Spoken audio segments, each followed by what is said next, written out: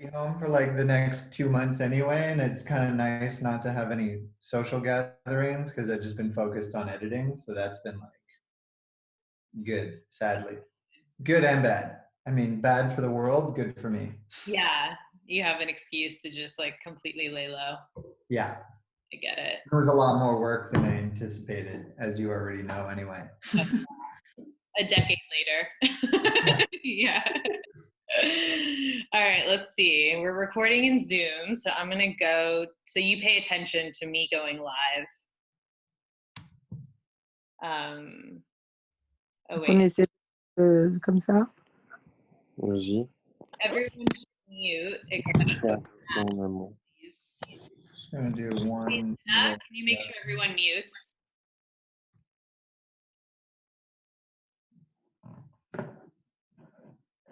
I can also. What's up? I haven't done it yet, so hold on. I can mute too when I'm not talking. Oh no, you don't have to. Don't do that. That's annoying. You don't have to do that. Okay. I raise my hand. I forgot. They have some new way of going on to the live, and now I forgot what it is. Wait. I'm actually surprised that I don't see any friends that are live right now. It's like a daily thing. I know. Okay, wait. I think. Hi, where did you? Non, mais mets tes lunettes si tu veux regarder mon cœur, parce que. Et marqué, met your mic, please. Can everybody mute, please? Ah ouais, j'entends Argaël et. Oh, it's your people. Ah, tu nous entends? On est là, de Paris. Bonjour. Hello, everyone. Wait, I forgot. I'm going crazy. Hold on. They have a new way of going live, and now I forgot what it is. Hold on.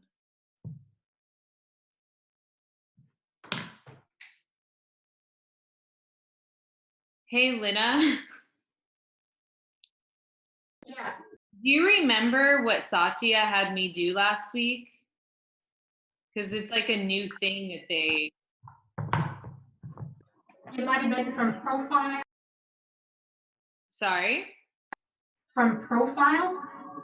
Yeah, there was like, oh, wait. Oh, I think I got it. Hold on. Let's not get too excited. I think I got it. Okay, Matt, are you watching for me? Yeah. All right. Here we go.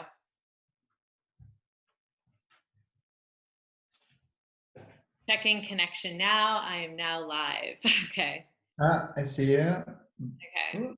Matt Smiley is I gonna... almost went into the mural festival, so there we go. What'd you say? Matt Smiley joined. All right. So here we go. I'm gonna view and go live with Matt Smiley.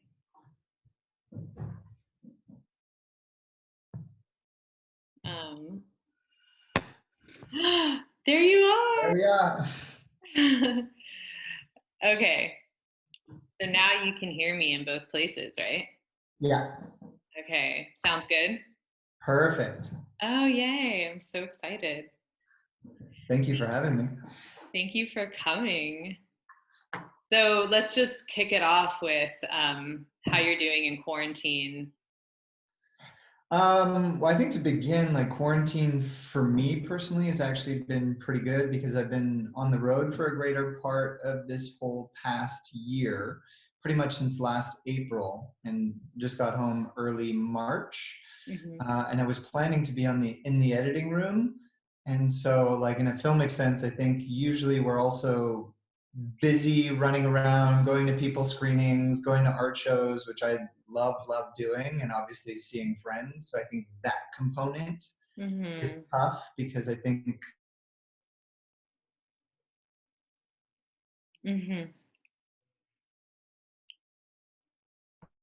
off other people and other people's energy and creativity, and you see something in an art show and you're fueled by it. But I feel for this quarantine time period, for me, it's been great because there's really more so than ever like a laser focus that you don't have an excuse, that you're not, your thoughts aren't kind of scattered. You're really focused on one task. So that's been nice. You like honing in. Yeah, I think the honing in part to me is really important, especially in the project that I've been working on. I've been working on a documentary where we did shoot in almost every single province and territory all across Canada, Mm-hmm. focused on Indigenous childcare. And Wow.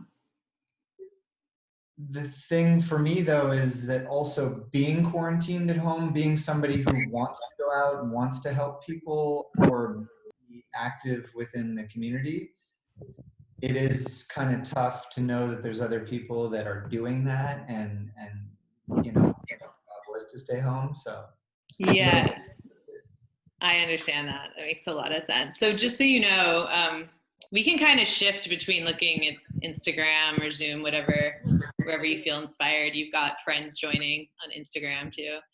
Oh yeah, yeah. I see a few now here. So we can go there too.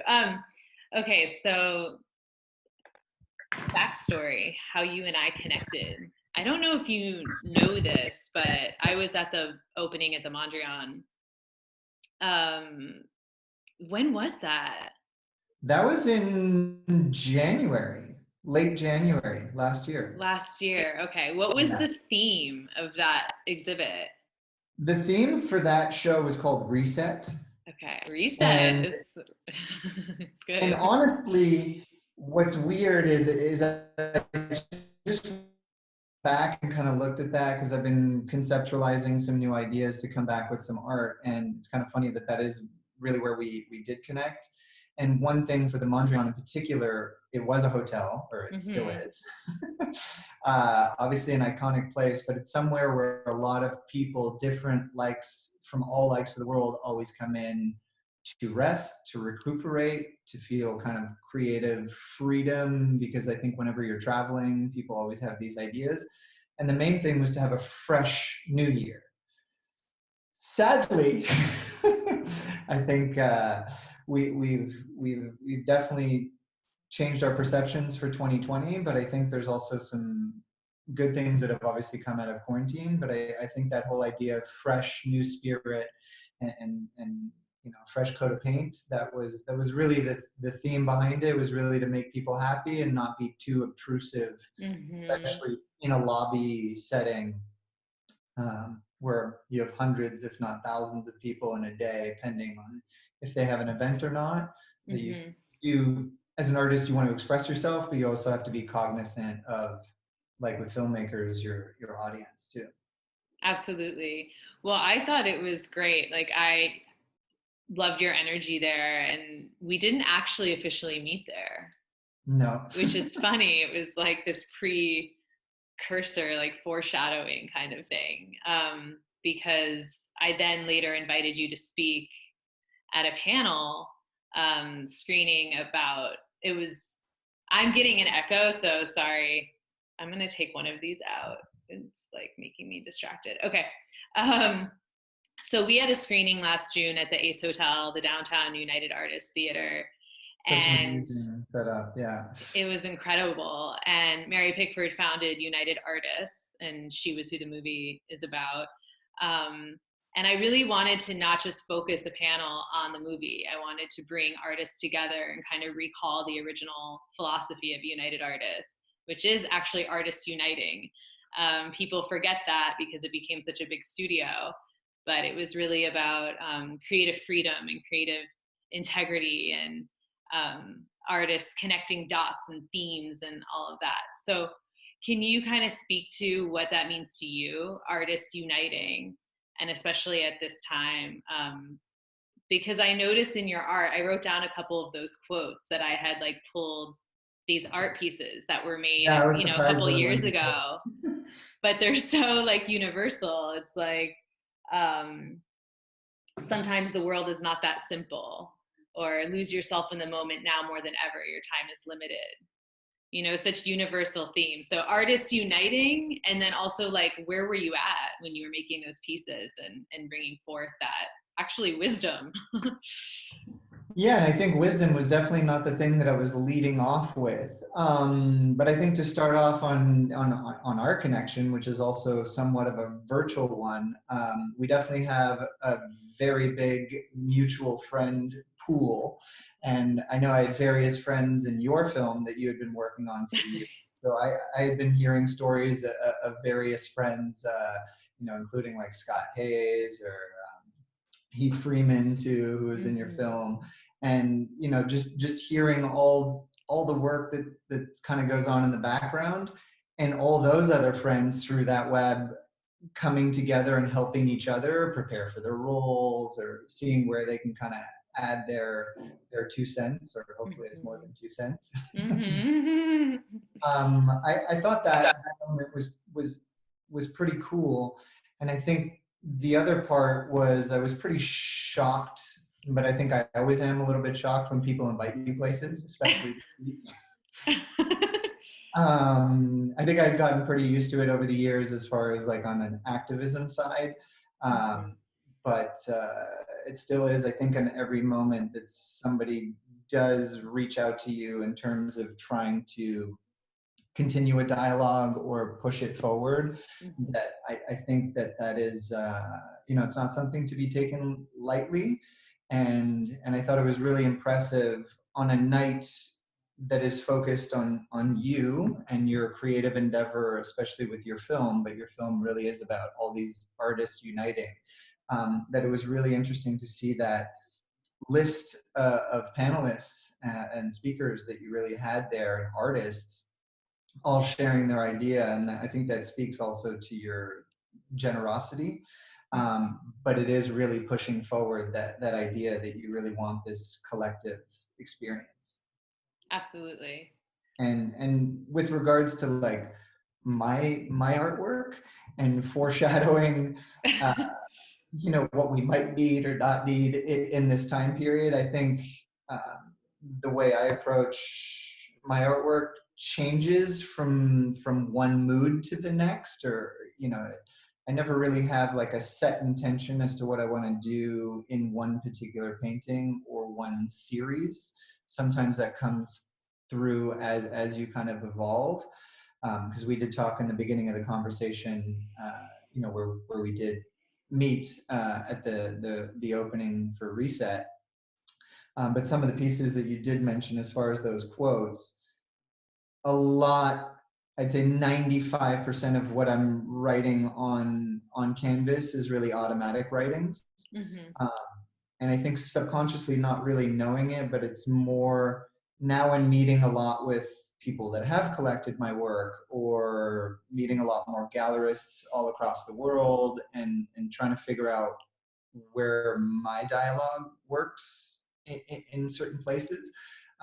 There's artists that I didn't necessarily understand, let's say 5 years ago, guys like Ed Roche or Mel Bachner, who do have these sometimes very premeditated words, even if they're very simple, but they resonate with people. And I think it's hard to have that self-reflection on your own words and be like, well, this is very deep and meaningful, and where does it come from? But I kind of like the playful nature that I let myself just go with that one. But sometimes the world is not that simple, I think, is definitely one of my pieces that did the most rounds on the internet. And I hate saying that, and also I like it, because it's tough where we live now, more so than ever online as opposed to in person. And I think I'm definitely a person that thrives on meeting people in person and having that connection, or being at an art show and seeing not just myself, but how other friends interact with their audience, essentially, or what they're trying to project. And I think it's the same thing for filmmakers or musicians that are also feeding off the energy of other people. Absolutely. Yeah. And then, so you're saying you kind of a channel in the creative process.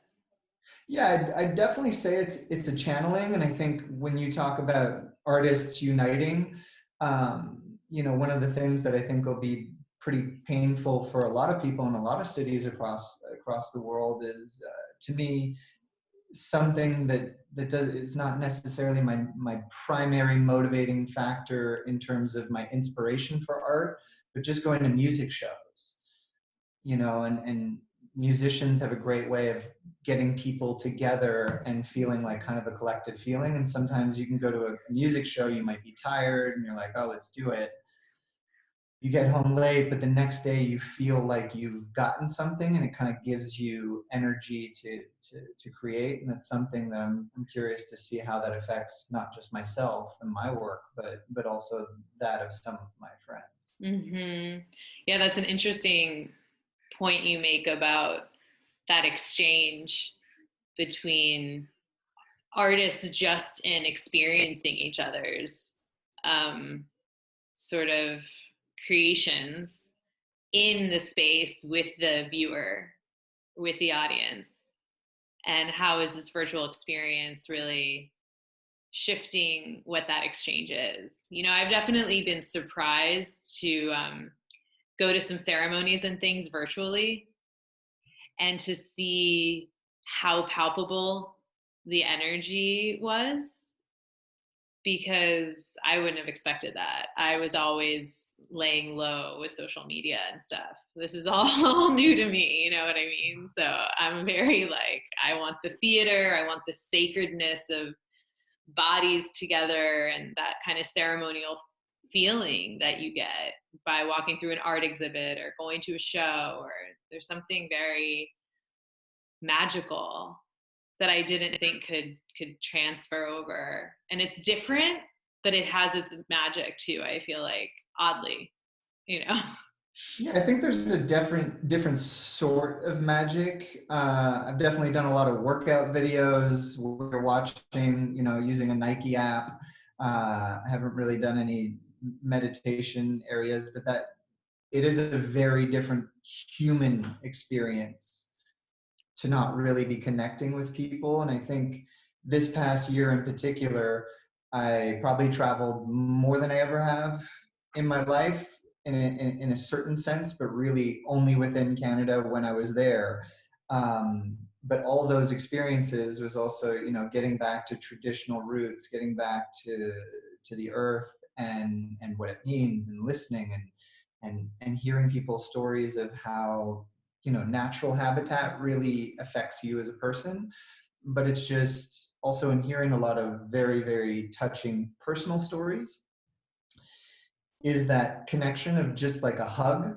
And I know in my editing process recently is, you know, there's one particular person that I've been following throughout this new documentary, and it's interesting now in retrospect, not even several months later, to see what a hug can do for another person when they need it. Mm-hmm. And you know, there's certain parts or stories that we ourselves hear from friends, or that they write us and we feel emotional about them because there's a whole story behind it. Mm-hmm. But there's something so natural, almost, you know, from even childbirth to when you're an adult, that just that human connection is The physical touch. yeah, very, very, very strong. And to me, watching some of that and seeing what those people were getting from that specific person that I'm following around is very touching and sad at the same time, because I wonder, in this time period when we're thinking of introvertedly, you know, what is quarantine? Is this really a time for us all to kind of think about how we interact with each other? Mm-hmm. Are we forming different types of relationships? Now it's a very different form of human connection. I think there's a really good part to it, and another part that's might get lost at some point. Yeah, it is interesting. Well, that brings me to something you mentioned, and also the name of the series. You know, I'm going to do something I did last time and see how this works. I'm going to take these out for my side.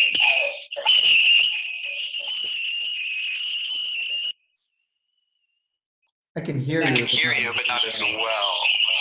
And then there's a And then big there's a big echo. Okay, I'm going to put it back. Never mind. Reverb. Okay. Not working.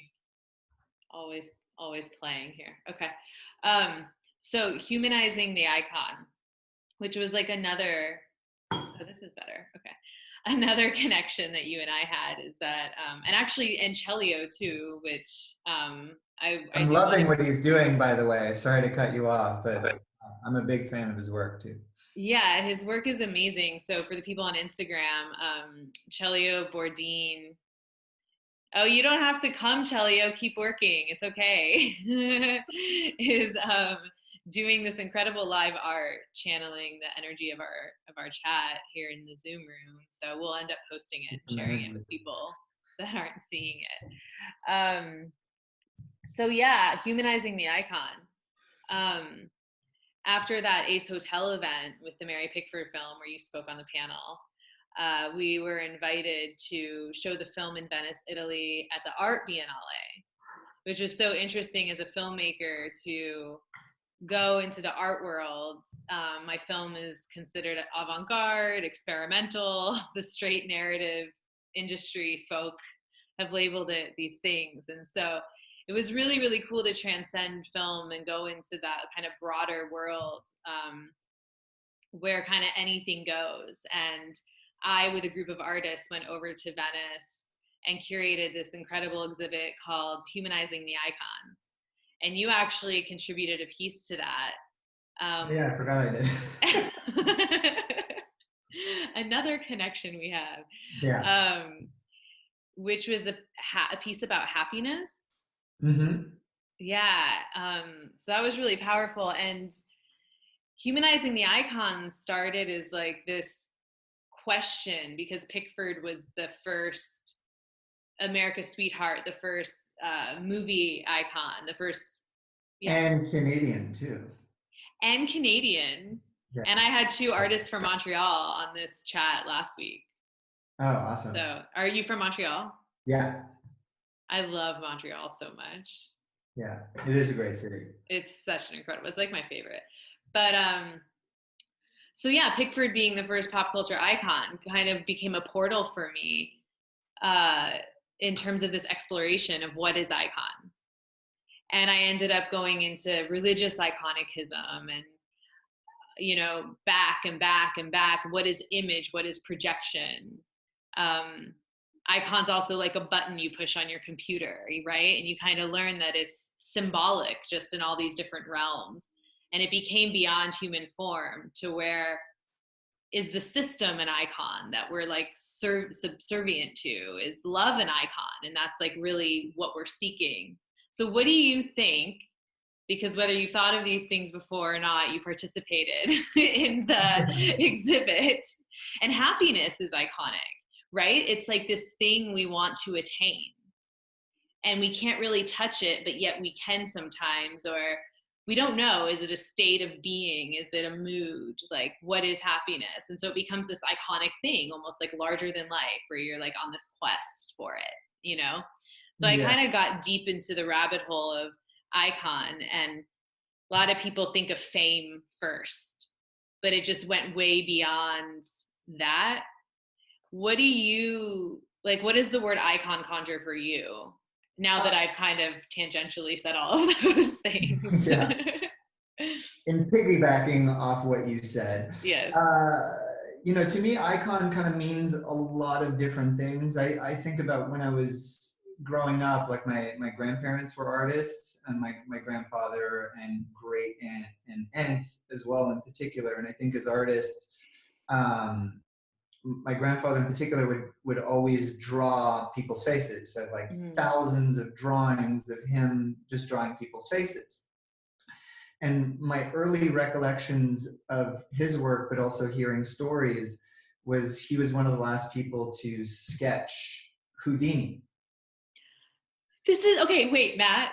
Yeah. This is the second time someone's brought up Houdini, who's also mentioned in my movie, and is the name of my cat. So it's like sitting right here. So Houdini's like with us. Okay, go ahead. And that interesting part, because I think as a kid, you don't really think about icons. You just think about kind of what's in front of you and your friends and nature and biking and getting hurt and crashing through windows and falling off balconies. but you don't really understand what fame is, because you can think of children of famous people, even the most famous people on earth that have children, their children look at them as their parents. Mm-hmm. So you kind of have that iconography, which is basically something that you're attracted to or familiar with. Mm-hmm. In my mind, there's certainly, like, throughout art history, there's certain iconography that definitely kind of plays into that, and I think we start to learn what is an icon. Like now, anytime somebody sees an Apple, they definitely think of the computers and all these various other brands, and I almost feel like it's becoming too much. Yeah. But I think in one sense, becoming an icon is a little bit dangerous for people, and maybe even for brands as well. But I do feel that anything that people have a very profound emotional connection towards, I feel definitely kind of falls in that category of icon. I think about when Andy Warhol really started to use that repetition with his printmaking tactics, or craft rather, and that now in 2020 to see what he had really started to make famous, essentially, not just his artwork, but furthering that idea of the iconic image by just reproducing it. And then we see with this newer generation of artists, like even Shepard Fairey, Obey, who grew up within that generation, but is passing it on now to our generation as far as being able to communicate. And I think that really is that. And I've kind of given this idea of icons also a lot more thought recently, mainly due to the documentary that I've been working on. And last year in Canada was the year of the language, where in Canada you have almost over 150 different languages. Wow. Languages, which I didn't really learn about in school. But once you start hearing that language, but especially for me as more of a visual person as opposed to audio lingual, seeing images of what people were writing hundreds, if not thousands of years ago, that those icons people could communicate. Yeah. And I think that to me is really fascinating. And I think in terms of us having a connection to somebody, like you think of James Dean, you think of even the Pope, or all these big iconic, if we're speaking people, figures, kings and queens, religious figures, or Jesus Christ. They're all. He comes up in every conversation. Yeah, but best branding ever. Yeah. So I think there's no secret to that. And I think within myself as an artist, I think for a majority of my life, trying to hide away from the name Smiley, which is, as soon as you meet somebody, I think people have an impression of what that means. To symbolize, happiness. And but I think if I walked around everywhere with like a bubbling laughter, there would be potentially something wrong with me. But it's also thinking of, while mine not being, famous, but having a name that's associated with so many things that we see every day, like a smiley face, or that people use. I've always been kind of cognizant of not falling into a trap of just making paintings with smiley faces too, which are quite iconic. That's so interesting. You just said like so many things that intrigue me. Yeah. Well, one is like, I'm not echoing for you, right? Not really, no. Only for me. Okay, good. Is this idea of iconic language, just even the words we use being iconic in the sense that they paint a picture.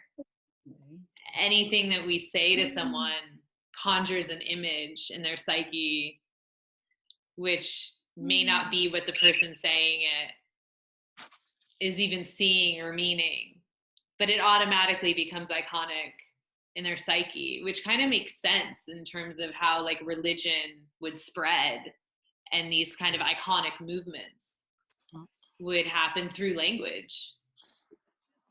Yeah, it is interesting. I mean, I'm sometimes a little bit fearful as to where language will evolve to, especially with text messaging and video chats, and obviously people not necessarily just writing. Yeah, I do feel we kind of will eventually go down a dangerous path. And I think also trademarking certain words. Yeah. and words it is interesting, and it is true that people do invent stuff. And I think in my lifetime, it was really, I feel like Paris Hilton was one of the first with the "That's Hot." Yes. And it almost symbolizes a certain time period. And it does fall under that iconic thing. It's like to be able to trademark something, and that gets into a whole other realm of where that sits on our human connection, and who is allowed to say certain things and not. Wow. Yeah. And words are just, and I mean, they're so potent anyway. And even in like science and spirituality, really talking about the frequency or vibration that a word carries. And that's energy. So essentially you're trademarking energy. Yeah. Which is so mind-blowing. Thank you for blowing my mind. And also the whole like Warhol thing is interesting to me because he really came into my life at such a young age. I mean, preteen. I don't even know how, because I lived in Kansas. Like, I have no idea what it was. But somebody introduced me. And do you know his backstory? Warhol? Yeah, like how he was this child that was, well, he was albino. He was like almost blind. He was completely socially rejected at school as a kid. He was sick a lot and basically couldn't go to school most of the time and didn't want to. It was like horrible. And he would stay at home with his mom and actually draw and paint. And he had this real, almost like technical, raw talent. Like he could really craft flowers and landscape and things. And shoes. And shoes? Yeah. I didn't know that. All his sketches that my girlfriend Justine got for me, because I am a Warhol fan. That he actually sketched. Oh yeah, I mean his cool. sketches and his drawings are really beautiful. I'm pretty sure, I think it was Assouline that did do a whole series of his sketching, because he did work in advertising. And from that element. So excited. Yeah, no, I'll let you. No, go ahead. You go. Yeah. No, and I do find it really fascinating where his entry really into the art world was, because now that we see how much modern art is seeping into advertising, especially, over the last couple of years, graffiti was really prevalent, and there was also some, big artists too, with like landmark lawsuits with Mercedes-Benz, and how art is also used within advertising, and what is free, what is not free. But I feel like Warhol was one of those first to really jump from the advertising world and use some of those tactics there that manipulate people into having a connection. And going, and translating that into art, essentially. Yeah, and that's what was fascinating, exactly what you just said, in terms of learning what his background was in his childhood, and that his objective, at least in this biography, was to become famous because of all of that social rejection and that experience of not having acceptance and connection with peers as a child.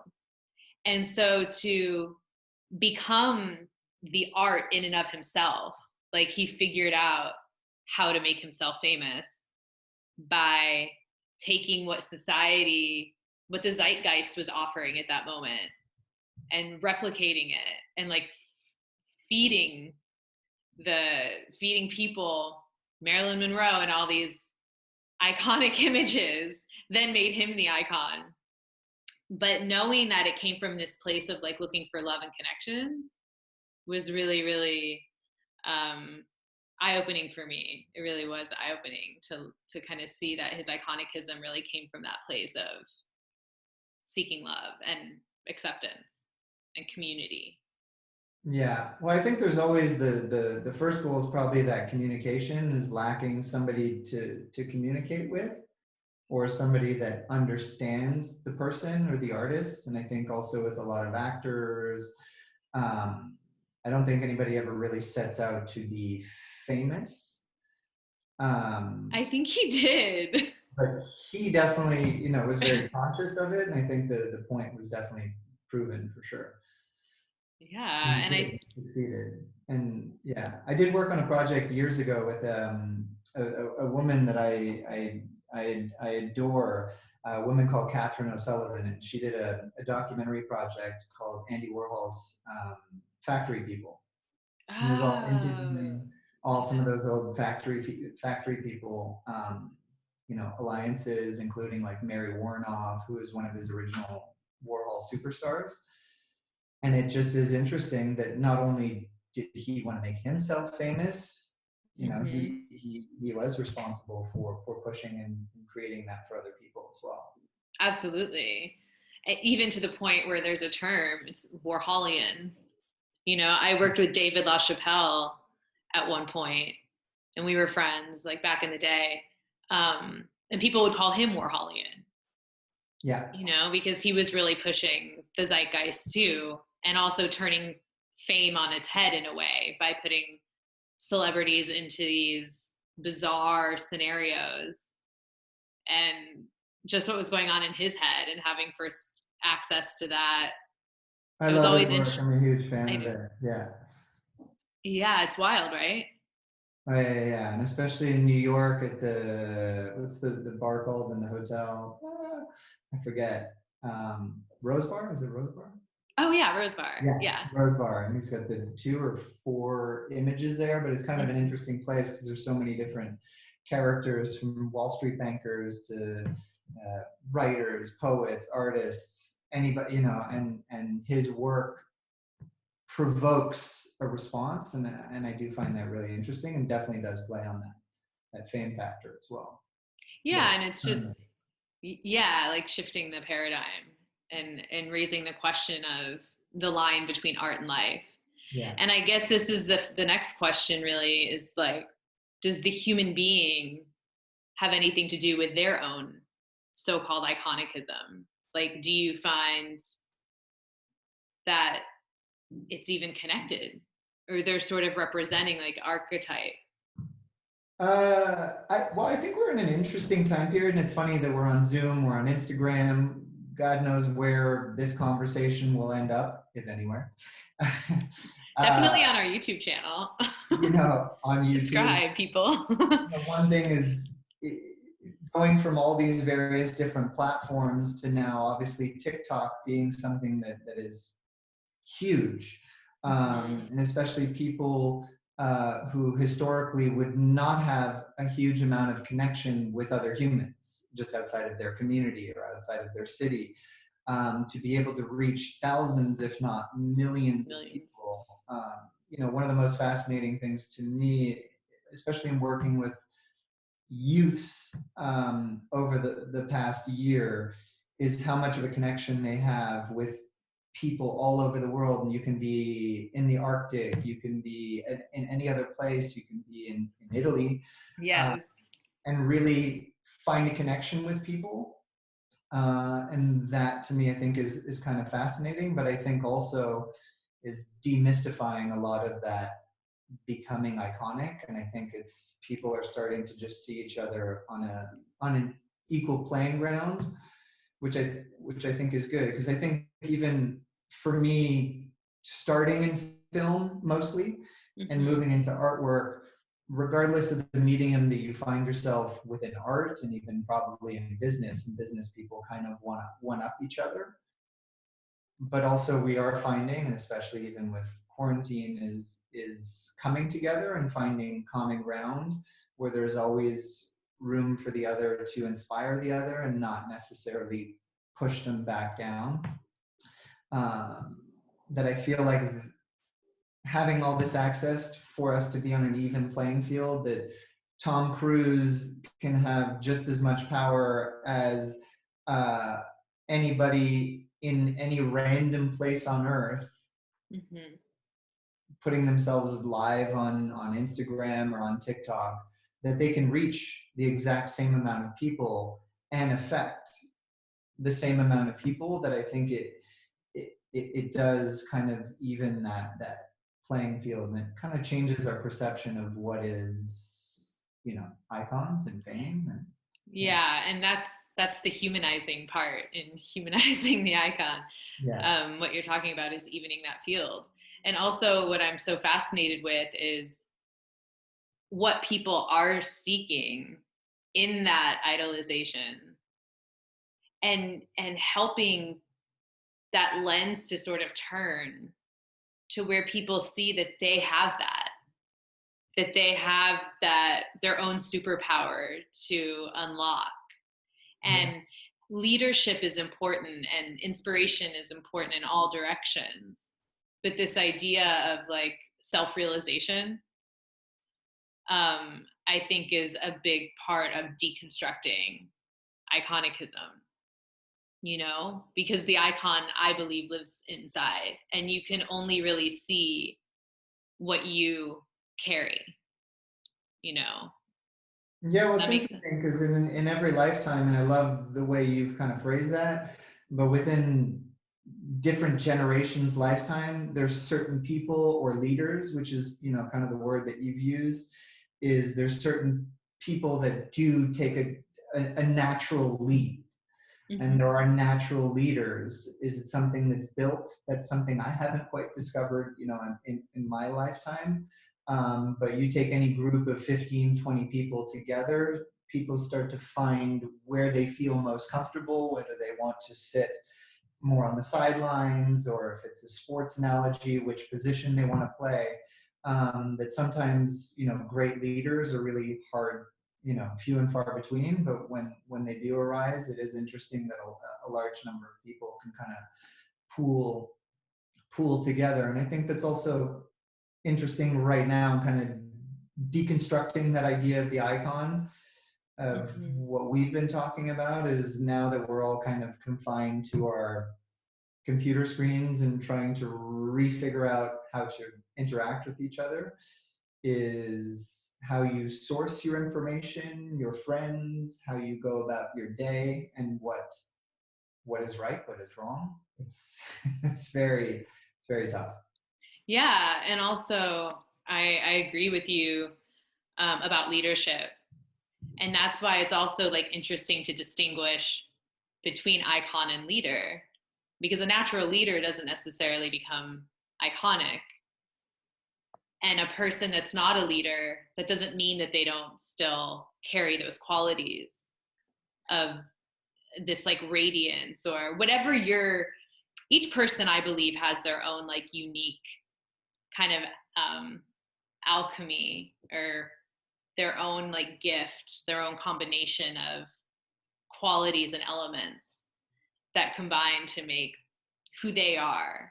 And I just get inspired to see people kind of step into that, you know, more, and not just look to the outside to say, oh, I'm not that, so I'm just gonna fixate on it and kind of be depressed a little bit. Well, I think it's actually interesting. Like 2 days ago or so, and I'm not active at all on social media in particular, but I do love to keep in touch with friends, and especially now, you know, I find myself looking a little bit more at Instagram to see what some friends are doing when I'm not, you know, trying to call them because you're trying to work. Yeah. But as far as like that relation between leader and icon, if we didn't have any of this technology and didn't really travel outside of our own, what we see, and I thought about this going further north, let's say even towards the Arctic, and thinking about how people used to live. And you would basically have your family, your immediate family, And, you know, those people, your parents or your sister or brother, could be those people to you if you That's don't know any better. beautiful. Yeah. And I think that's where we kind of get a little bit, it's where we all Lost. create kind of our own, yeah, it's lost or it's believing in something. And obviously certain families don't stay together, and there's certain things that happen within what happens in life. But you know, I do feel that people go out and search what they need to make themselves, as you said, feel better and not feel bad about themselves. Because even within families or sports teams or in school, certain people excel in math, certain people excel in, you know, media arts or debates, whatever it is that I think there's no place where we're not going to feel uncomfortable or sad, because those are our human natural thoughts that kind of come to us. And I think that's kind of being a compassionate human being. But I just hope that we don't lose some of that too. But I think especially with Instagram, and especially now during quarantine and watching a lot of the what we know as the bigger famous people that we've watched on television for the last several years, kind of showing how they live their day-to-day life, and seeing people's, you know, comments. They're like, oh, you know, they have self-doubts like me, or you know, they have good days and bad They days. really don't, people don't realize that. Yeah. And it is interesting, and especially for me, having kind of grown up in film and television, and especially surrounded by friends that are constantly immersed in that. It's meeting people, whether it be at events or dinners or wherever, on an airplane, that are iconic. And it's interesting when you actually start really interacting with them, that, you know, it's the human connection, and they want that as well. And I think you had mentioned something a couple of minutes ago, and I think it is kind of dangerous sometimes for certain people, to become too iconic without them wanting to, because it will interfere with the work that they're doing. And I know over the past year, there's a couple of people that I've met, you know, less so on a political scale, but even within social work. And I think social work is also a very private thing. I think it's an art, you know, in terms of really wanting to help people, not just personally, but also as a collective. And there's a lot of social workers that I feel are just as effective as big icons, and move mountains to make people's lives or heads healthier, or bodies or minds or spirits. And this falls into yoga teachers, or wherever people find that common dialogue. That sometimes it could be dangerous. And I do know a couple that are and could be quite famous, but go to lengths to not take pictures with other famous people, or just try to stick to their books and move things forward. And that's where they feel comfortable, which is good. So they might not want to take that leadership role and kind of morph that. I think it's remaining human. And I think as much as you're an icon, there's got to be that remaining human. And remaining human to the public. Yeah. You're always human to yourself. And then, you might have to carry the weight of that iconic baggage. That being said, yes. I love icons. I do love icons, and I love being able to be inspired by people. And you know, you grow up thinking of Picasso, and you say Warhol, but even actors, and growing up in film, and you think of Brando and James Dean, or the great women, you think of Mary Pickford. All of them had this communication that we fall into, and I do think that there is something great, because it brings you something. I've been affected by all those people, and so I think that they did bring a lot of good. And I know she did, especially in bringing all these artists together, and paving the way too for women in film, and that kind of element. So to me, I do think that it's very important. Yes. And a lot of times the iconicism kicks in once someone's passed away, when their mistakes, their humanness are not being scrutinized anymore, you know, then the purity of the mission is born. Like, oh, she was really about these values. Yeah. But then there's like years of her life where they're focused on her love affair or you know, this or that, and those things become iconic too. So interesting, and like how much culture or social norms like help inform what becomes iconic. I mean, it's an iconic moment right now. It's an iconic pandemic, an iconic virus, you know. But going back to what you were talking about, yoga teachers and social workers and that iconic energy, like you're talking about, that's not about fame. Yeah, what were you gonna say? Yeah, I think that is not about fame, and it's really about communication. Exactly. And it always comes back to communicating is what people are communicating. Like, I have certain friends of mine that I idolize because you sit at a dinner table and you hear them speak and break down certain things. And especially right now, as I've switched a little bit from, you know, canvas art to working on a documentary that has a lot of moving pieces, is realizing where your strengths and weaknesses are and reaching out to people that can communicate them in a better way. Absolutely.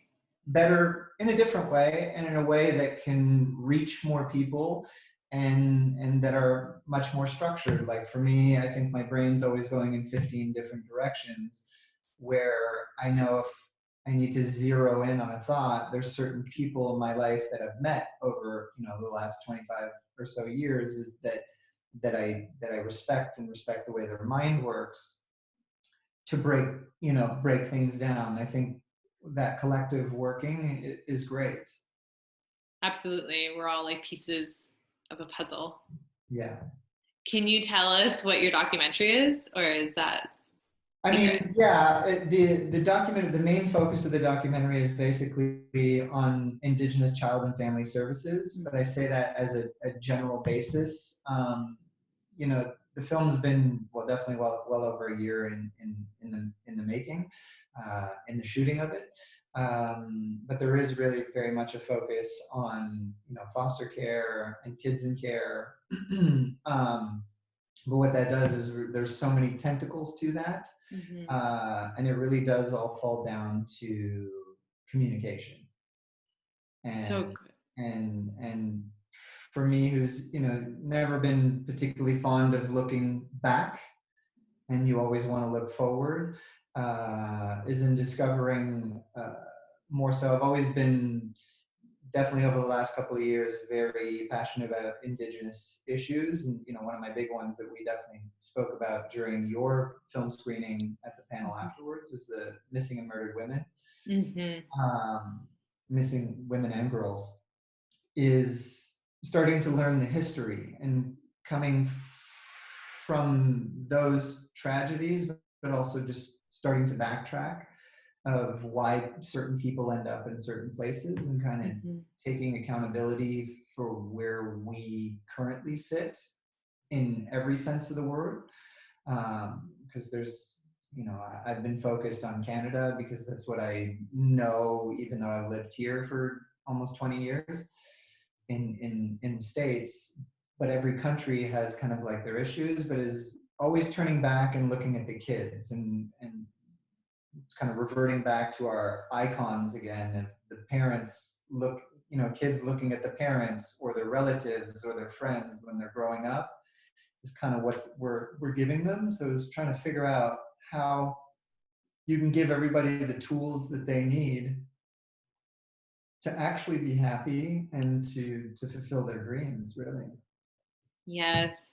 Yeah. And So just I didn't know necessarily answer your full question, because I'm still in somewhat of a discovery mode, and I know the mandate that I had to do this project, I think is one that needed to be very personal in one sense, and kind of honor a lot of the stories that were shared with me from so many different locations and special people. And I'm curious to see, even now within our discussion and with quarantine, is I think about going to your film screening and seeing the not just the film that you created, but also an environment of people that you wanted in your orbit, and the hotel that you picked, and the screening location to really give off a springboard, for you and the ideas that you want to project.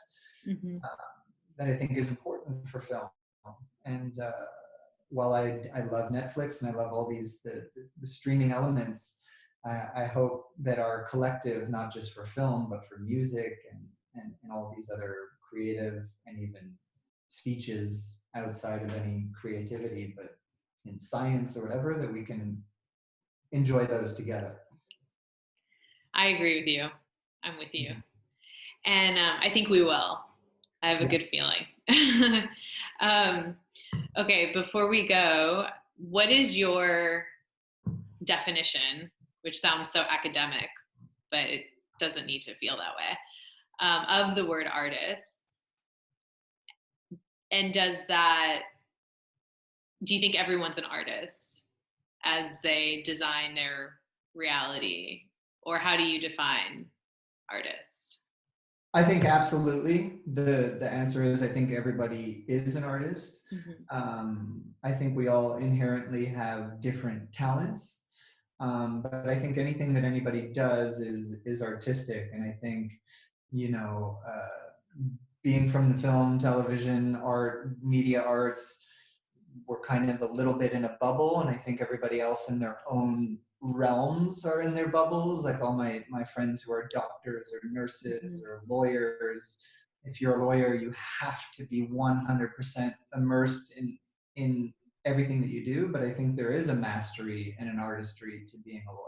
Be able to craft people's minds, whether it's for a good reason or a bad reason. You can be a corporate lawyer, a defense attorney, but all of those kind of require an artistry.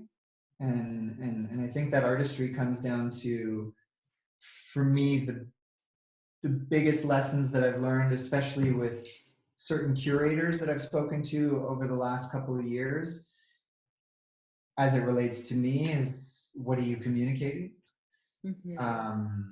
And what is your dialogue? And I think we all kind of have a dialogue. Even if we're silent, we do have a dialogue that we're kind of projecting. Yes. So in that sense, I think we definitely do.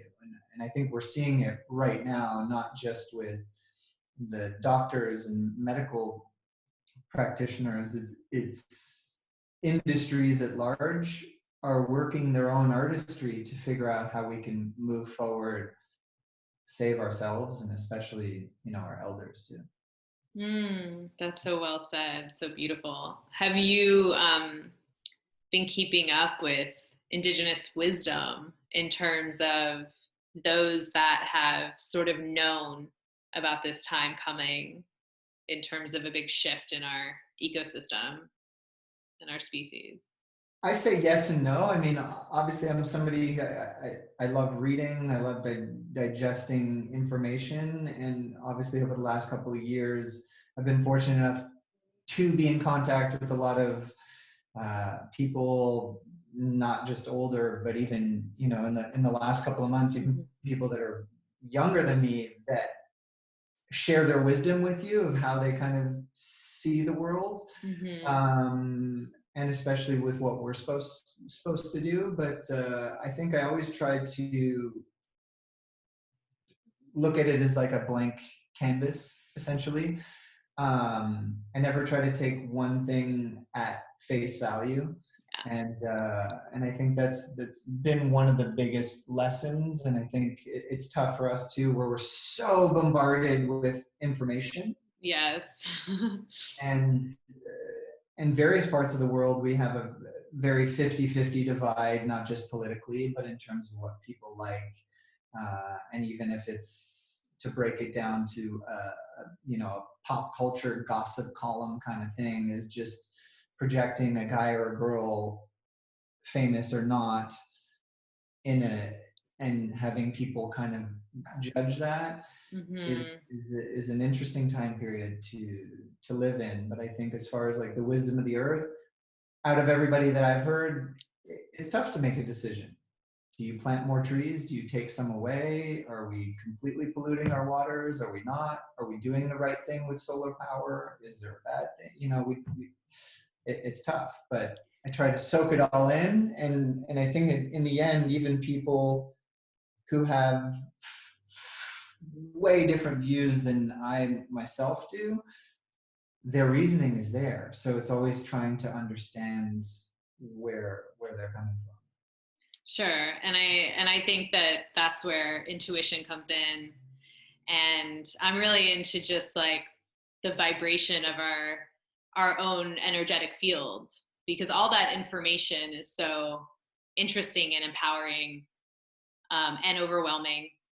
But I think the most that we can do is really work to keep our vibration up, because that helps with the healing, no matter what the water's doing or anything else, because the intention starts to shift, and how we want to live just starts to come from the heart, rather than, oh, we should do this or that, but yeah, just want to be nice. I do feel, as far as wisdom, and this virus is one thing that does make you reflect and spend a lot of time by ourselves collectively, everybody that's here. And we have so many friends that are, and I find it fascinating to see what people are really trying to work on themselves, whether it's mentally or within their own bodies, and seeing how certain friends work So out, cool. demystifying that whole element. Yeah. That I do find fascinating. But there's one particular wisdom that it doesn't matter where you go on Earth, and I think it's it's water. Yes. And it's sometimes the world is not that simple. It really isn't. And that painting in particular, there's a lot of layers to that, and I think sometimes we have to peel away those layers to understand certain things better. And it's easy to judge someone or something coming in from another location. We're gonna get kicked off of Instagram Live. we've gone over. That's never happened. We have like 20 seconds. So Celio is gonna show us the artwork. We'll post it. There. Oh yeah, Martine. Yeah, Argyle. So everyone, drink water. We're all in this together, really. Yes, hello, we love hello. you. Bye. Hello. Oh wow! The drawing is super cool. Wait. Ça va, ça va? Ça va très bien, Matt. Ça va très bien. C'est Ouais. what a great conversation. On fait un après, hein, Argyle. T'as bien répondu. T'as bien répondu, t'es top. Ouais. Oh, sorry, you're talking. Sorry. That's okay. Moi, je vous appelle tout à l'heure. Ça All marche. right, bye. Bye. That's never happened where we got kicked off of Instagram. Oh, that's funny. They were tired of us. And I was gonna say water or breath. Oh, water or breath. Oh, cool. Oh, you actually see all the people here. I'm glad I couldn't see them. Okay. There was a lot of people coming on. Yeah. That was so much fun. Thank you. I loved it. I feel Why like. am I on Vanessa Hudgens right now? I don't even think I'm. What about Vanessa Hudgens? I don't know why I was in her feed of some sort. Not in her feed, but it just popped up. I'm closing down one and ending up in another. I feel like we're so nonlinear, and it's like we could talk for a day. I'm like scratching the surface. All right, Celio, tell us about the drawing is awesome. I gotta make it big though. Hold on. Oh, there we go.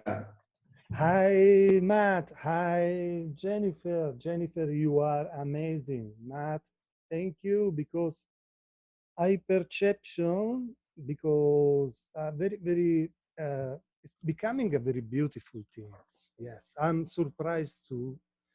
And my catharsis very, very deep and becoming this work. Um, for sure, Matt, it's you. I think so because Thought it was Houdini at first. I don't think it is only my perception to the energy about the voice, the persons, and I think I think yes, this is you, and Wow. with Wow. a double vision of life. You see, have one is focused on what you want. One is confused for external element. You understand what I say? Is my read now because I can see before when I do it. Yeah. And in your soul, I think so. Somebody in the past, maybe when you was a kid, maybe somebody always screamed you. Yes, you have to do this. You have to do this. No, Somebody telling you what to do. something like this. Interesting. Yeah. And oh yes, other person watching about you. This is, I think, your followers or some people can follow you in your life. Yeah. A woman is this woman you see watch in the other side. It's like is a visionary, but is in your energy about today. And then this is a dispersion. I think is dispersion energy. You spend a lot of energy and go away in your life, and then I think so. Or you lost, everybody lost a lot of energy, me too, in the life, and then it's normal. But you have a hole here and in the middle of the chaos, but you take off a bad things. Yes, you, it's like your purification. A purification. Okay. Yes, you find a hole. It's like move and vomit. Oh, like an open channel. Like an open channel. Exactly. Yeah. And some queen or important, I think it's woman, is jealous about you. Jealous. I think so. You saw, Matt? Okay. And yes, I think, yes, it's a lot of people inside, but it's a part of your stories, your energy in general. And this is what coming today from the energy about this chat. You, Jennifer, is inside in this all because you are the best glue in this thing. The conductor. I Thank you. That's very fast. Your work is so beautiful and so intuitive. We can't hear you, Celio. Oh yeah, he's on mute. His work is so, it's so beautiful. We can't hear you, Celio. I mean, Celio. Okay, bye. The audio. I was just saying the audio for him. He was leaving. Recording, and then we can say another goodbye. But Yeah. Okay. Thank you for having me. That was great. It was really fun. I love it. Okay. Ciao.